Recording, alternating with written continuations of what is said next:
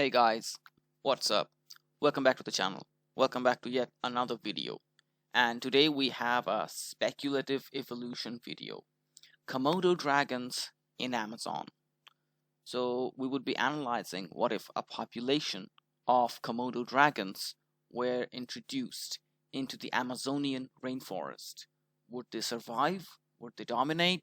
Would they go extinct? Would they evolve? Let's look into that. First criteria, you know the format, environment adaptability. So first thing we need to understand about the rainforest is there are multiple layers of it, such as the emergent layer, the canopy layer, the understory layer, and the forest floor. And because Amazon is a floodplain as well, along with being a rainforest, sometimes this can also be flooded. So you can consider that as a separate area. If we are to introduce Komodo dragons, they would primarily be occupying the forest floor area. So, one thing to note here is Komodo dragons are very adaptable, like any other monitor lizard. They can climb, they're excellent swimmers, they're excellent burrowers, they can run pretty well. They can hunt on open ground, they can live in open grasslands, they can live in forests, they can live in swamps, and even very unhygienic conditions too. So, as long as it's an environment which is not too cold, it's a tropical environment, Komodo dragons can live there just fine. They don't get any environment penalties. So, environment adaptability is a easy 10 out of 10. Any of the terrains in Amazonian rainforest, Komodo dragons can live in those. They can swim in the rivers, they can wallow in the mud, they can walk on the grasslands, they can walk on the floating vegetations, they can climb some of the trees. Just a merry old time. Now let's look at the meat and bones of it, or prey availability. Komodo dragons are obligate carnivores and apex predators in their native habitats. Would they be able to hold the same title? Let's look at with a tier list. So, because Amazon rainforest is so diverse and there's so much variety among prey animals, it's very difficult to go on those one by one. That is why I have compiled this small tier list for the herbivore animals and their matchups against Komodo dragons. Things like birds, fish like pacu and other small fish, small anteaters, armadillos, smaller fish like armored catfish, sloths, etc. are snack tier. These easily get gobbled up by even not mature Komodo dragons. So definitely snack tier. Next up is an interesting tier. It is the no bad tier, I call it, meaning animals that Komodo dragons can't eat. So definitely things like electric eels would be very dangerous for any Komodo dragon trying to eat those. Same with poison dart frogs. And manatees are here because it's very difficult for a Komodo dragon to do anything to a manatee because they're so wide, so big, and for some reason so protected by other animals. Like crocodiles don't eat them, so it's safe to assume monitor lizards won't be able to bite them as well because they're too wide. So this is the type of animals that probably won't have anything to do with Komodo dragons. Next up is the common tier, which is animals that Komodo dragons would regularly hunt. So things like the broquet deer, howler monkeys whenever they come down on the ground, iguanas, other monkeys like proboscis monkeys and other monkeys that are smaller ones, as well as soft-shell turtles. All of these will be common prey items that Komodo dragons can feed upon. Next up is the hard tier. These are prey items that Komodo dragons can bring down, but it will be rather difficult for a Komodo dragon to do this. So this includes things like the peccary or the javelinas, the capybaras, the boto dolphins, as well as the large catfish like the piraiba catfish or the red-tailed catfish, etc. Red-tailed catfish and Piraiba catfish, along with the dolphin, it's kind of self-explanatory that they both live in the water, so it's rather difficult for a Komodo dragon to chase down and catch one, though in the water. Same with the peccaries and capybaras, where they also kind of live near the water. So, especially the capybaras, they often jump into the water, and it will be particularly difficult for a Komodo dragon to chase down one of these. And finally, it is the boss fight. Like, these are animals that a lone Komodo dragon will have a really hard time taking down. Like, unlikely for a Komodo dragon to take it down by itself. Probably with venom eventually, but then again, certain creatures will probably be resistant to the venom anyways, such as the Arapaima because of the scales, as well as the huge risk factor a Komodo dragon will have trying to attack an anteater. The larger anteaters, of course, and tapirs, they are pretty big, so again, not a common prey item. Also, one thing we can notice is Komodo dragons are already familiar with some of these type of prey animals. They are very avid piscivores. They do eat fish quite regularly. They do scavenge from turtles time to time. They do scavenge on dolphins. This one looks kind of terrifying. They also do eat fish. So there's some familiarity to it. And obviously they do hunt megafaunal prey as well, such as wild boars and sometimes buffaloes. But we kinda have to address a problem here, is the habitat. The way Komodo dragons hunt is primarily with venom, especially when they are hunting large animals. And this is particularly effective because they live on small islands. Like, the islands that Komodo dragons live are very fragmented and very small. So once a Komodo bites a prey animal, it can't run so far away that the Komodo dragon can't detect this thing anymore. It's still on the island. That means the Komodo dragon can still smell this thing and can still catch up to it eventually, waiting for the venom to take effect over hours, sometimes even days. The problem with that in Amazon is it's not an island exactly. It's basically a large floodplain, which means that there is a very real possibility that prey animals might just run away, so far away that the Komodo dragon can no longer detect it. So it's not a problem for small prey animals, such as, let's say, small deers, which the Komodo dragon can grab and clamp and not let go. But for larger prey animals like tapirs and capybaras, this can be a problem where their prey simply escapes. Another problem is the Komodo dragon's height. The Komodo dragons primarily live in open areas because they are not very tall, being a lizard and all. In Amazon, you can notice that the visibility for a Komodo dragon will be really, really low. So prey animals also have a good chance of just hiding from them. So, due to all of these factors, even though Komodo dragon can realistically take down pretty much all the available prey animals in the Amazon, because of their unique hunting style that offers these disadvantages in a rainforest, as a pursuit predator, it will have to take away some points. What that means is prey availability is 8 out of 10. Next up is threats and competition. And ooh boy, there is a lot. Because Amazonian rainforest is full of predators.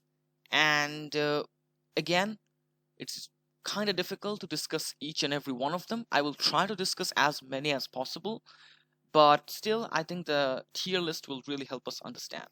So at the hatchling tier, we have the coatis, which will primarily be the nest thieves. They often attack nests.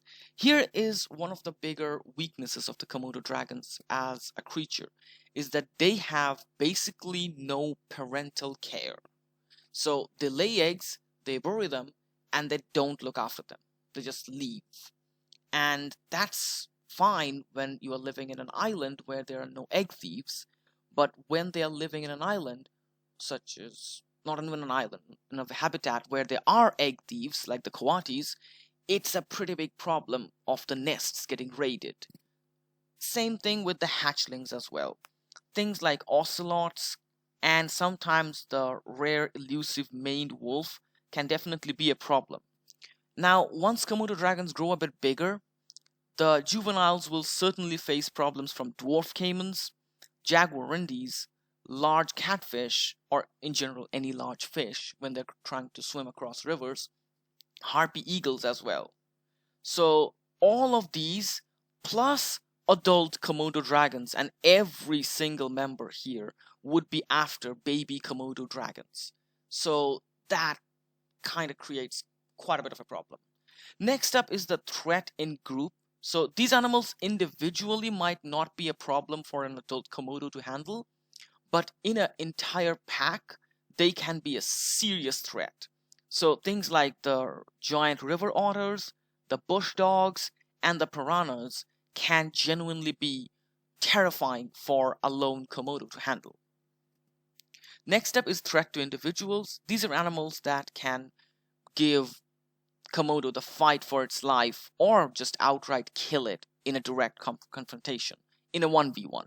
So this includes things like the Andean bear, which is surprisingly predatory, along with the giant green anacondas, the pumas, and the spectacled caimans, Yakure caimans, all the mid-sized caimans. And then finally the Avengers level threat. These are usually animals that can be a threat to the entire species of the Komodo dragons if they were ever introduced into the Amazonian rainforest. First and foremost, I think the least amount of threat is from the bull shark. Now, bull sharks are massive in comparison to a Komodo dragon. So, against a Komodo dragon, a bull shark can just swallow one whole or just bite one in half. So, that can definitely be a huge problem for any Komodo dragon trying to cross over a river, which they kind of have to do because Amazon is riddled with those things. Another thing we have to keep in mind is the crocodilians, like the larger ones such as the black caiman and the rare elusive Orinoco crocodiles, both of which will be happy to make a snack out of the Komodo dragons. But in my opinion, the biggest threat to Komodo dragons' way of life will be jaguars.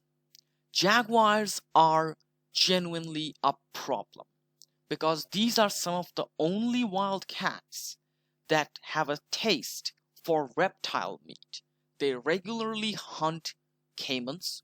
Now, I know other big cats also hunt crocodilians, but they don't do it as often as jaguars do. Jaguars have a preference for reptile meat, and given how much easier it is to take down a smaller Komodo dragon than a larger crocodilian, which is heavily armored as well, and usually in the water, jaguars might make it a habit to regularly go after Komodo dragons and hunt them. And in a direct matchup, it is very, very unfair for the Komodo dragons because the jaguar's massive in comparison, it's much faster on land, and it can kill the Komodo dragon much quicker than anything the Komodo dragon can do to a jaguar. So, does that mean all hope is lost? Komodo dragons just get wiped out by every single predator? Not completely. Komodo dragons are part of the monitor lizard lineage, which are very adaptable, and they can certainly turn the tables against the young or juveniles of these predators that are a regular threat to them. So they can definitely raid nests for these creatures, for things like crocodilians. They can definitely hunt small harpy eagles, which might be in the trees. They can obviously hunt some baby crocodilians, as well as the cubs of jaguars or pumas. They can also hunt anacondas and things like that. Now, in terms of the matchup against large snakes and crocodilians, it's a bit interesting because on land, the Komodo dragon has quite a bit of advantage. Like either they can run away from a crocodile or caiman because they're much faster, or if it is against an anaconda, because how slow they are on land, they can certainly run around, get a good grip on this thing, and do serious levels of damage with their sharp teeth that are serrated. The problem, however, comes when they have to cross a body of water, because Amazon is notoriously murky and it's covered with these water plants, which is terrible for visibility. So any Komodo dragon trying to cross a river, being a primarily terrestrial lizard, they will have to cross rivers because Amazon is webbed with rivers. They will be at a perfect position to be ambushed by something like a large caiman or anacondas. So, in terms of threats and competition, even though Komodo dragons are really powerful, they have armored scales, they have powerful bites, they have venom, they have powerful tail swings, still the threats and competition would go down quite a bit. So, they are not getting absolutely mollywopped, but they will take some damage regardless. So, combining all three factors, the Komodo dragon gets a total survivability score of 8 out of 10. Not too bad, but actually kind of pretty good. Now, let's look at the more interesting segment, the speculative evolution. For this particular segment, I have decided to take 3 different routes which the Komodo dragon evolution can go in the Amazon. And this partly is dependent on their physical adaptations, but even more so dependent on their behavioral adaptations. So, first is the arboreal route, where a part of the population for the Komodo dragons would shrink in size and just completely become arboreal to avoid competition on the forest floor altogether. Because the largest predators and the biggest threats to Komodo dragons' way of life, things like, let's say, anacondas, jaguars, pumas, large caimans, all of them live at the very bottom of it. If they can climb higher, they can avoid this competition altogether. So, what this means is a population of them can shrink in size. What does that mean, by the way? It will be a narrow, slender bodied lizard along with longer, grasping forearms with long fingers, which will help them climb much better. Their tail, instead of being a powerful striking tail, will become long, thin, and prehensile, which will allow them to grip onto tree branches much better for better stability. Their diet will also switch from megafaunal prey to things like sloths, which are rather easy to hunt, or baby monkeys, or small birds.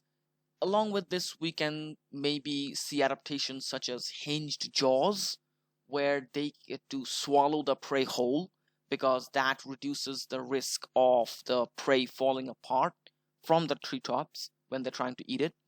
And overall size decrease, maybe some camouflage fur patterns, which will help them hide in the trees much better. And that would kind of look like this. So I haven't dubbed the official name for this. Feel free to name this thing in the comments. I currently call it the arboreal Komodo dragon. But if you guys have any name suggestions, feel free. Next up, we have to look into certain behavioral adaptations, because if the Komodo dragon is to truly dominate and rule over Amazonian rainforest, they will need to change certain behaviors. They first of all need to introduce parental care. They need to look after their young. They need to look after the nests. And if they start doing it, more and more offsprings will survive, and they will have a more stable population for the following evolutionary steps to be taken. Another thing is social groups. If Komodo dragons actually acted as a united, cohesive pack, they can accomplish far more. And the following 2 routes will be based on these things. So, first one is the aquatic route. So, a population of the Komodo dragons, in order to avoid the jaguars and the pumas, they will become completely aquatic, like mostly aquatic. They will still have some ability to move around on land, but that would drastically reduce. And certain new adaptations can be seen. For example, their head will become more streamlined, more narrow, more pointy. An overall increase of bulk can be seen, more like a mosasaurid, their long distant cousin. Their tails can become even flatter and more muscular for powerful strokes.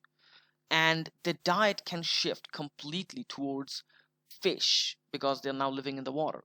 We can also see the flipper or webbed feet, maybe webbed feet at first, eventually evolving into full blown flippers, like a mosasaurid. Though I doubt it would evolve into full blown flippers because they still might need to cross bodies of land from time to time, so it will most likely remain as webbed feet.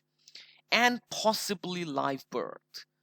Obviously, parental care would be pivotal because Amazonian waters are no jokes. There are a lot of predators. But what this means is now we have a very different lizard from Komodo dragon.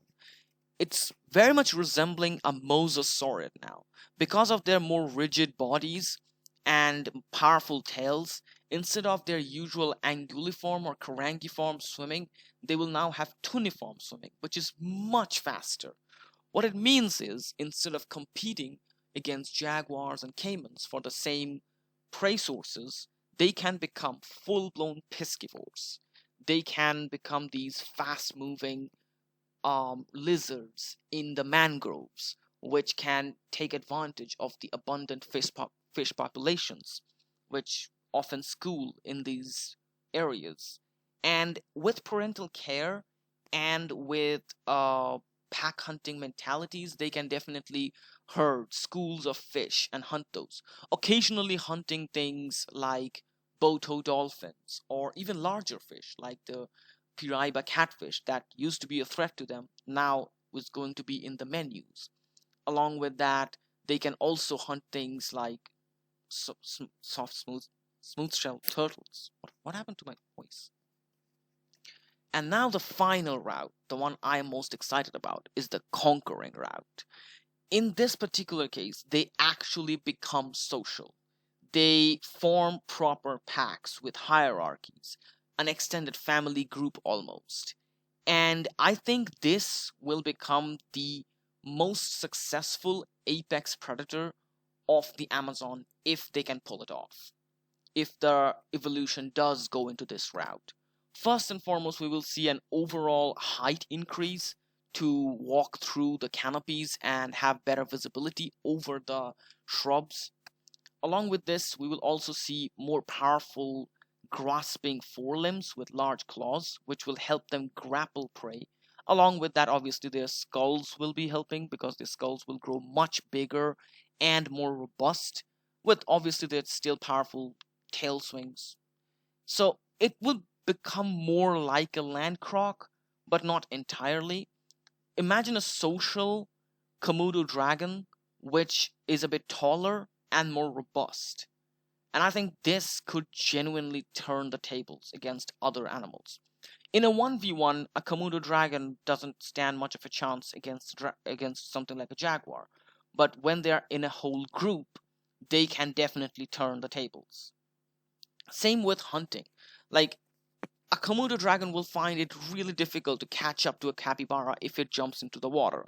So hunting one alone might be really difficult.